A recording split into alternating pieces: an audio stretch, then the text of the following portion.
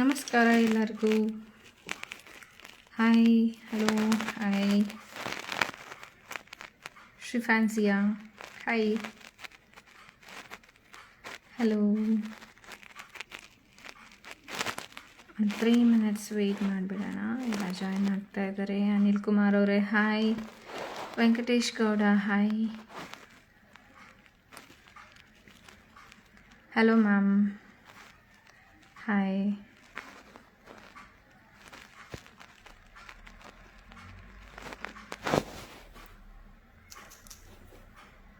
ನಮಸ್ಕಾರ ಎಲ್ಲರಿಗೂ.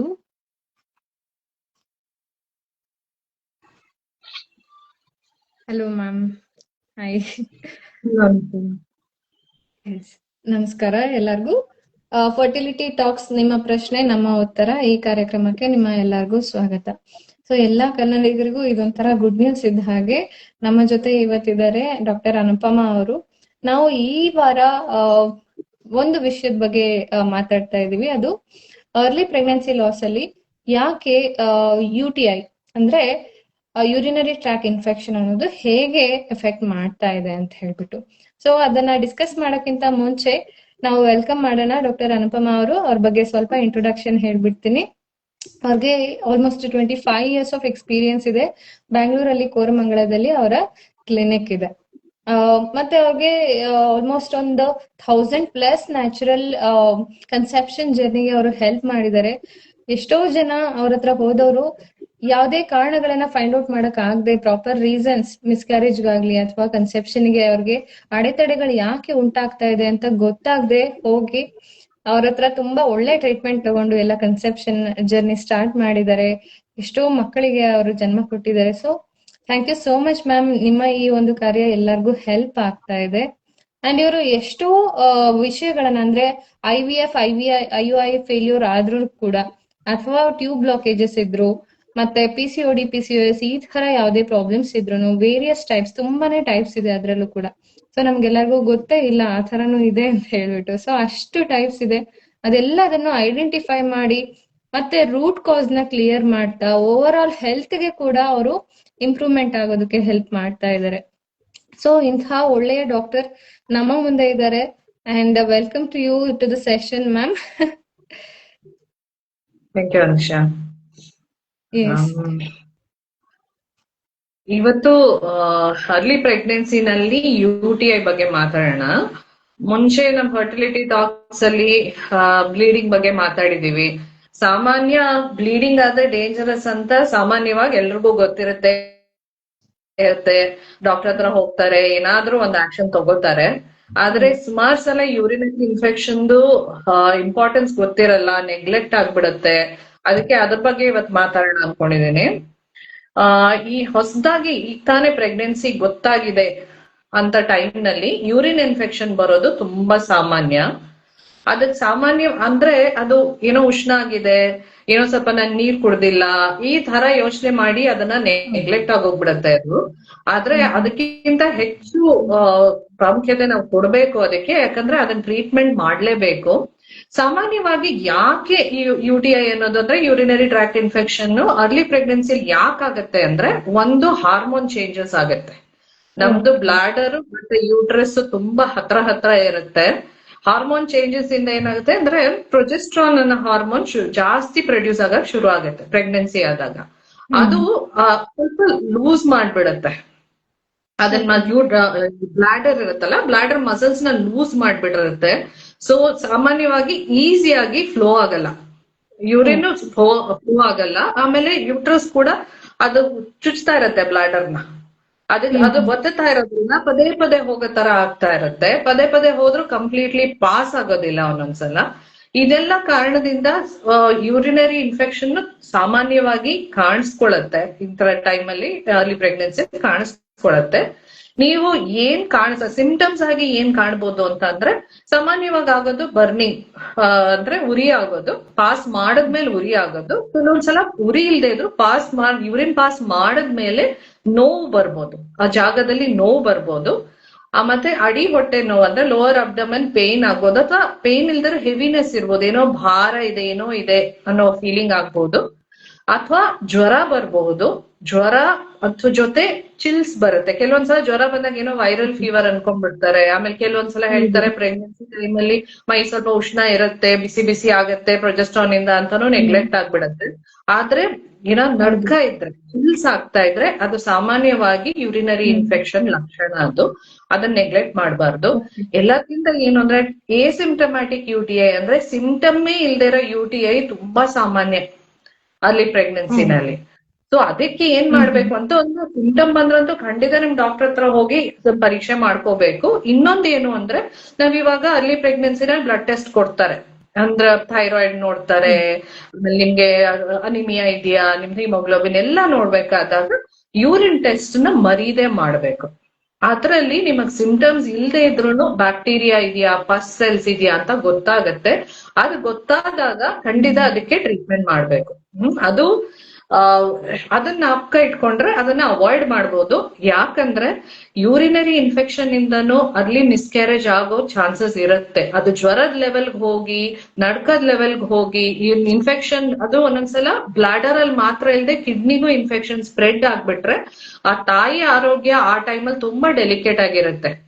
Body immunity ಕಮ್ಮಿ ಇರುತ್ತೆ ಅರ್ಲಿ ಪ್ರೆಗ್ನೆನ್ಸಿನಲ್ಲಿ. ಸೊ ಕ್ವಿಕ್ಲಿ ಅದು ಇನ್ಫೆಕ್ಷನ್ ಆಗ್ಬಿಟ್ಟು ಮಗುನ್ ಕಳ್ಕೊಳ್ಳೋ ಚಾನ್ಸಸ್ ಕೂಡ ಇರುತ್ತೆ. ಸೊ ಅದಕ್ಕೆ ಇದು ತುಂಬಾ ಮುಖ್ಯ. ಯೂರಿನ್ ಟೆಸ್ಟ್ ಮಾಡ್ಕೊಳ್ಳೋದು ತುಂಬಾ ಮುಖ್ಯ.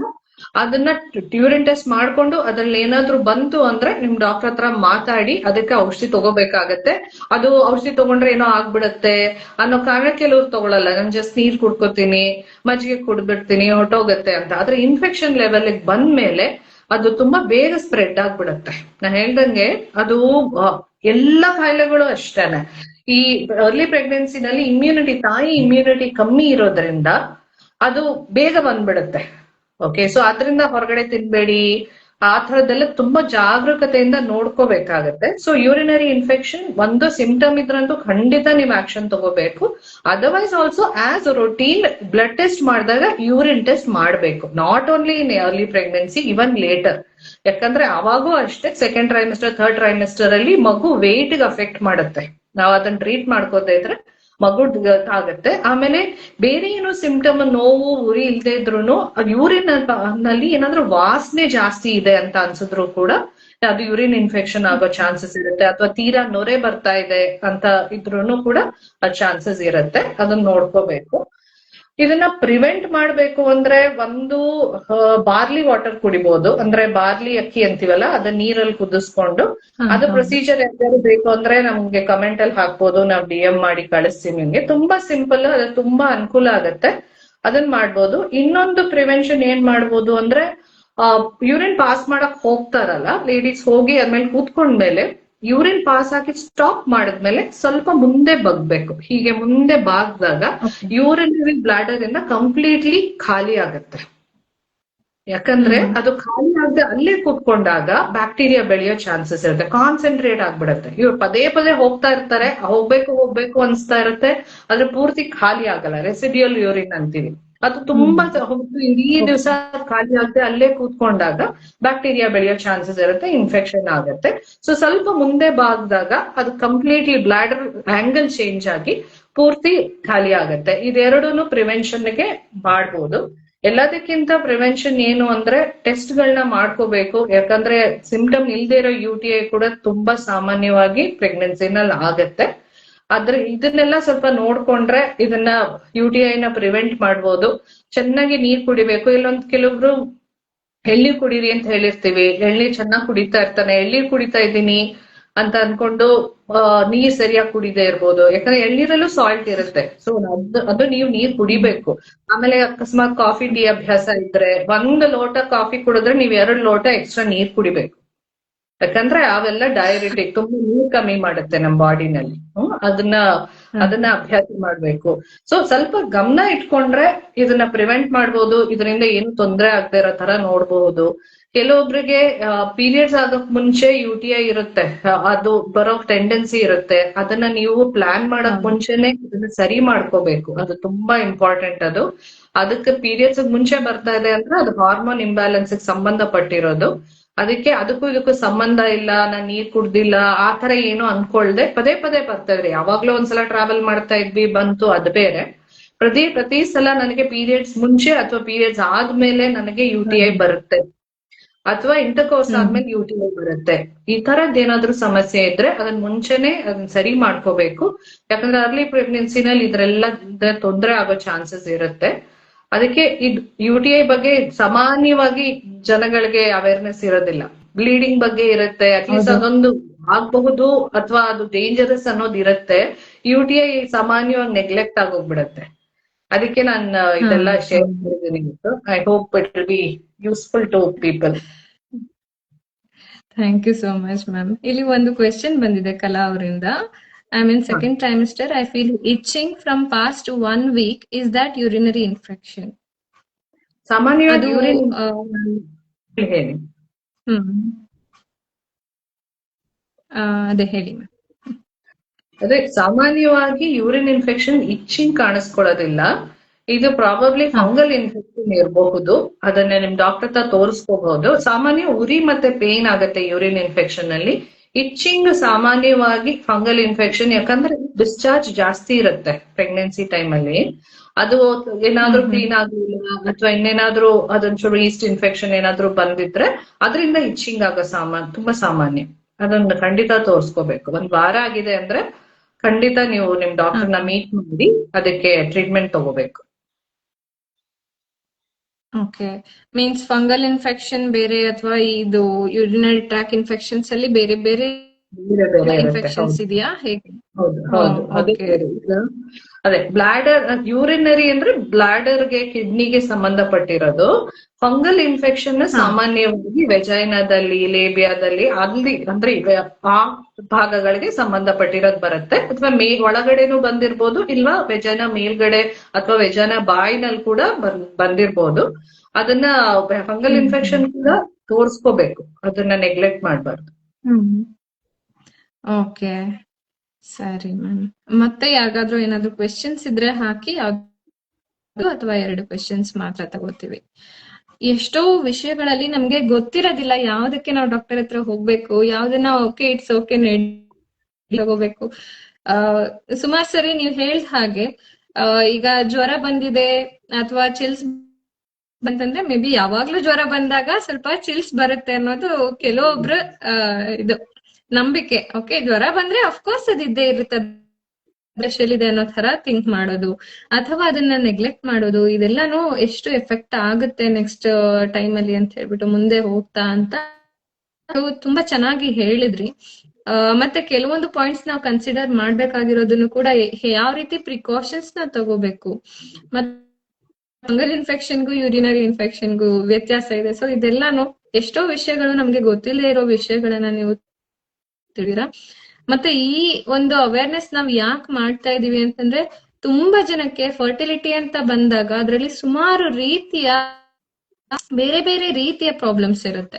ಆದ್ರೆ ನಾವೇನ್ ಅನ್ಕೊಂತೀವಿ ಎಲ್ಲದನ್ನು ಒಂದೇ ರೀತಿ, ಓಕೆ ಬಂಜೆತನ ಅದು ಇಟ್ಸ್ ಅ ಮಿತ್ ಅದು ಗೊತ್ತಿಲ್ಲ, ಇಟ್ಸ್ ಅ ಮಿತ್. ಎಲ್ಲರೂ ನ್ಯಾಚುರಲಿ ಕನ್ಸೀವ್ ಆಗುವಂತಹ ಕೆಪಾಸಿಟಿನ ಇಟ್ಕೊಂಡೇ ಬಂದಿರೋದು. ಏನೋ ಒಂದು ಕಾರಣದಿಂದ ಅದು ಅಡೆತಡೆ ಉಂಟಾಗಿದೆ, ರಿಮೂವ್ ಮಾಡಬಹುದು ಅನ್ನೋ ನಂಬಿಕೆನ ಎಷ್ಟೋ ಜನ ಕಳ್ಕೊಂಡ್ಬಿಟ್ಟಿದ್ದಾರೆ. ಸೊ ಅದಕ್ಕೋಸ್ಕರ ಅವರೆಲ್ಲರಿಗೂ ಕೂಡ ಉತ್ತೇಜನ ಸಿಗ್ಲಿ, ನಾವು ಕನ್ಸೀವ್ ಆಗಬಹುದು, ನಮ್ಮ ಪ್ರೆಗ್ನೆನ್ಸಿ ಜರ್ನಿ ಕೂಡ ಸ್ಮೂತರ್ ಆಗಿರಬಹುದು. ಎಷ್ಟೋ ಜನ ಏನ್ ಮಾಡ್ತಾರೆ ಅಂದ್ರೆ, ಅಯ್ಯೋ ನನ್ನ ಅತ್ತಿಗೆಗೆ ಆತರ ಆಯ್ತು, ನನ್ನ ಆತರ ಆಯ್ತು ಅಂತ ಭಯ ಪಟ್ಕೋತಾರೆ. ಓಕೆ, ಕನ್ಸೆಪ್ಷನ್ ಜರ್ನಿ ಸ್ಟಾರ್ಟ್ ಮಾಡಕ್ಕೆ ಅಯ್ಯೋ ಪ್ರೆಗ್ನೆನ್ಸಿಲಿ ಈ ತರ ಆಗುತ್ತಾ, ಪ್ಲಾನಿಂಗ್ ಮಾಡ್ಬೇಕಾದ್ರೆ ಈ ತರ ಕಷ್ಟನ.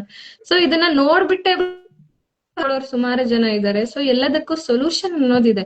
First you should become aware of it. ಅಂದ್ರೆ ಪ್ರಾಬ್ಲಮ್ಗಳು ಯಾವ ರೀತಿ ಬರ್ಬೋದು ಅಂತ ಗೊತ್ತಾದ ನೀವು ಸೊಲ್ಯೂಷನ್ ಬಗ್ಗೆ ಜಾಸ್ತಿ ಕಾನ್ಸಂಟ್ರೇಟ್ ಮಾಡಿ. ಅದೇ ನಮ್ಮ ಈ ಪ್ರೋಗ್ರಾಮ್ ನ ಉದ್ದೇಶ. ಫರ್ಟಿಲಿಟಿ ಟಾಕ್ಸ್ ಅಂತ ನಾವು ಸ್ಟಾರ್ಟ್ ಮಾಡಿರೋದಕ್ಕೆ ಅದೇ ಕಾರಣ. ಈ ಸೀರೀಸ್ 1 by 1 ಒಂದೊಂದೇ ಕಾನ್ಸೆಪ್ಟ್ ಒಂದೊಂದು ವಾರ ತಗೊಂಡು ಮಾತಾಡ್ತಾ ಇದೀವಿ. ಯಾಕಂದ್ರೆ ನಿಮ್ಮ ಕ್ಲಾರಿಟಿ ಬರ್ತಾ ಹೋಗ್ಬೇಕು, ಮತ್ತೆ ಸೊಲ್ಯೂಷನ್ಸ್ ಕೂಡ ಸಿಗ್ತಾ ಹೋಗ್ಬೇಕು. ಪ್ರಿಕಾಷನ್ ತಗೊಳ್ಳುವಂತಹ ಮನಸ್ಥಿತಿ ಕೂಡ ನಿಮಗೆ ಬರ್ಬೇಕು. ಸೊಲ್ಯೂಷನ್ ಇದೆ ಅನ್ನೋದು you will find a way. ಅದು ಒಂದು ಕಾನ್ಫಿಡೆನ್ಸ್ ಬರುತ್ತೆ. ಈ ಕಾನ್ಫಿಡೆನ್ಸ್ಗೆ ನಮ್ಮ ಅನುಪಮಾ ಡಾಕ್ಟರ್ ಕೂಡ ತುಂಬಾ ಕಾಂಟ್ರಿಬ್ಯೂಟ್ ಮಾಡ್ತಾ ಇದ್ದಾರೆ. So much. ನಿಮ್ಮ ಪ್ರಿಷಿಯಸ್ ಟೈಮ್ ನ ಇದ್ರಲ್ಲಿ ಇನ್ವೆಸ್ಟ್ ಮಾಡ್ತಾ ಇದ್ದೀರಾ. ಎಷ್ಟೋ ಜನಕ್ಕೆ ಇದರಿಂದ ಹೆಲ್ಪ್ ಆಗ್ತಾ ಇದೆ ಮ್ಯಾಮ್. ಓಕೆ, ಇನ್ನೂ ಒಂದು ಕ್ವೆಶ್ಚನ್ ಕೇಳಿದೆ how to overcome swelling in legs and ಸ್ಕೆಟಿ. ಓಕೆ, ಇದನ್ನ ನಾವು ಒಂದೊಂದೇ ಕಾನ್ಸೆಪ್ಟ್ ನ ತಗೊಂಡು ಇದ್ರಲ್ಲಿ ನಾನು ನೋಟ್ ಡೌನ್ ಮಾಡಿ ಇಟ್ಕೊಂಡಿರ್ತೀನಿ ಈ ಪ್ರಾಬ್ಲಮ್ಸ್ ಎಲ್ಲ. ಒಂದೊಂದೇ ಕಾನ್ಸೆಪ್ಟ್ ನ ನಾವು ಕವರ್ ಮಾಡ್ತಾ ಹೋಗೋಣ. ಮತ್ತೆ ಯಾವ್ದಾದ್ರು related question fertility related or pregnancy related, you can put in the chat box. ನಾವು ಅದನ್ನ ಮೆನ್ಷನ್ ಮಾಡ್ಕೊಂಡಿರ್ತೀವಿ. ನೆಕ್ಸ್ಟ್ ನಾವು ಲೈವ್ ಆಗಿ ಬಂದಾಗ ಅದನ್ನೆಲ್ಲ ಹೋಗ್ತೀವಿ. ಮತ್ತೆ ಇಲ್ಲಿ ಫರ್ಟಿಲಿಟಿ ರೇಟ್ ಅನ್ನೋದು it's a very big problem. ಪೂರ್ತಿ ಇಂಡಿಯಾದಲ್ಲೇ ನಮ್ಗೆ ನಾವು ಫೇಸ್ ಮಾಡ್ತಾ ಇದೀವಿ. ನಮ್ಗೆ ಆಯುರ್ವೇದ ರೂಟ್ ಇದೆ. ಸೊ ಎಷ್ಟೋ ಟೆಕ್ನಾಲಜೀಸ್ ನಮ್ಮಲ್ಲೇ ಇರುವಂತಹ ಎಷ್ಟೋ ಟೆಕ್ನಿಕ್ಸ್ ನ ನಾವು ಮರ್ತಿದೀವಿ ಆಯ್ತಾ. ಸೊ ಇದನ್ನೆಲ್ಲ ನೆನಪಿನಲ್ಲಿ ಇಟ್ಕೊಂಡು ನಮ್ಗೆ ಎಲ್ಲಾ ರೀತಿಯ ಚಾಲೆಂಜಸ್ ನ ಓವರ್ಕಮ್ ಮಾಡುವಂತಹ ಸಂಸ್ಕೃತಿ ಇದೆ, ನಾಲೆಡ್ಜ್ ಇದೆ, ಅದನ್ನೆಲ್ಲ ಕೊಡೋಣ. ಸೊ ಡಾಕ್ಟರ್ ಅನುಪಮಾ ಅವರು ಕೂಡ ಅಷ್ಟೇನೆ ಶ್ರೇಷ್ಠ ಆಯುರ್ವೇದದಲ್ಲಿ ತುಂಬಾ ಚೆನ್ನಾಗಿ ಅವರ ಕ್ಲಿನಿಕಲ್ ಎಲ್ಲ ಸಪೋರ್ಟ್ ನ ಕೊಡ್ತಾ ಇದ್ದಾರೆ. ಮತ್ತೆ ಅವರು ಕೂಡ ತುಂಬಾ ಅವೇರ್ನೆಸ್ ಕ್ರಿಯೇಟ್ ಮಾಡ್ತಾ ಇದ್ದಾರೆ. ಇತ್ತೀಚೆಗೆ ಅವರು ಪ್ರಕೃತಿ ಅನಾಲಿಸಿಸ್ ಮತ್ತೆ question and answers fertility related awareness ಮಾಡ್ತಾ ಇದ್ದಾರೆ. ವೆಬಿನಾರ್ಸ್ ನ ಕಂಡಕ್ಟ್ ಮಾಡ್ತಾ ಇದ್ದಾರೆ. ಯಾಕಂದ್ರೆ ಆಯುರ್ವೇದದ ಬಗ್ಗೆ ಎಷ್ಟೋ ಜನಕ್ಕೆ ಗೊತ್ತುವಂತಹ ಸೊಲ್ಯೂಷನ್ಸ್ ಬಗ್ಗೆ ಗೊತ್ತಿಲ್ಲ. ಎಲ್ಲದಕ್ಕೂ ಏನು ಸೊಲ್ಯೂಷನ್ ಅಂದ್ರೆ IUI IVF ಇದೆ ಅಂತಾನೆ ನಾವ್ ಅನ್ಕೊಂಡಿವಿ.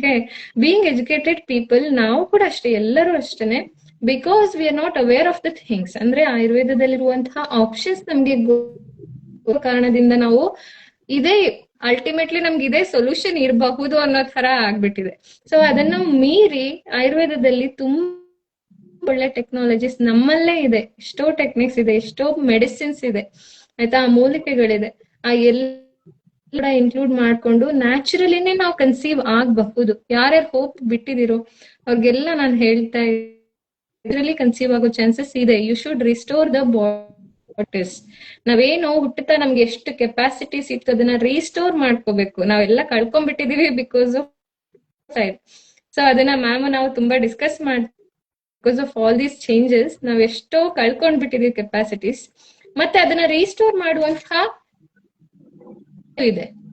ಓಕೆ, ಸೊ ಅದು ಆಯುರ್ವೇದದಿಂದ ಸಾಧ್ಯ ಆಗುತ್ತೆ. ನಿಮಗೆ ಯಾರಿಗಾದ್ರೂ ಇನ್ಫಾರ್ಮೇಶನ್ ಬೇಕಾದ್ರೆ ಅವರು ಫ್ರೀ ವೆಬಿನಾರ್ಸ್ ನ ಕೂಡ ಕಂಡಕ್ಟ್ ಮಾಡ್ತಾರೆ ಆಯ್ತಾ. Not only like paid, free webinars.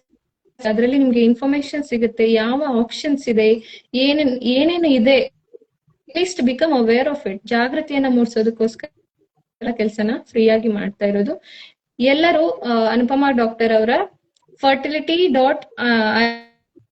ಈ ಒಂದು ಪೇಜ್ ನ ಫಾಲೋ ಮಾಡಿ. ಮತ್ತೆ ಅಲ್ಲಿ ಅವರ ರೀಲ್ಸ್ ಎಲ್ಲ ಹಾಕ್ತಾ ಇರ್ತಾರೆ, ಅದನ್ನು ಕೂಡ ಫಾಲೋ ಮಾಡಿ. ನಿಮ್ಗೆ ತುಂಬಾ ಇನ್ಫಾರ್ಮೇಶನ್ ಸಿಗುತ್ತೆ. PCOD PCOS ಸೀರೀಸ್ ಕೂಡ ಮಾಡ್ತಾ ಇದ್ದಾರೆ ಇವಾಗ. ಸೊ ಯಾರಿಗೆ ಇದೆಯೋ ಅದು ಕೂಡ ಸಾಲ್ವ್ ಆಗ್ತಾ ಬರುತ್ತೆ. At least you will become aware. ಮತ್ತೆ ಅವರು ವೆಬಿನಾರ್ಸ್ ಕೂಡ ಕಂಡಕ್ಟ್ ಮಾಡ್ತಾ ಇದ್ದಾರೆ ಫರ್ಟಿಲಿಟಿ. ಇದಕ್ಕೂ ಕೂಡ ನೀವು ಜಾಯಿನ್ ಆಗೋದಾದ್ರೆ ಅವ್ರಿಗೆ ಮಾಡಿ, ಅವ್ರ ಟೀಮ್ ಅವರು ರಿಪ್ಲೈ ಮಾಡ್ತಾರೆ. ಹಾಗೆ ನಾವು ಕೂಡ ಗರ್ಭ ಸಂಸ್ಕಾರ ಅವೇರ್ನೆಸ್ ಗಳನ್ನ ಮಾಡ್ತಾ ಇದೀವಿ.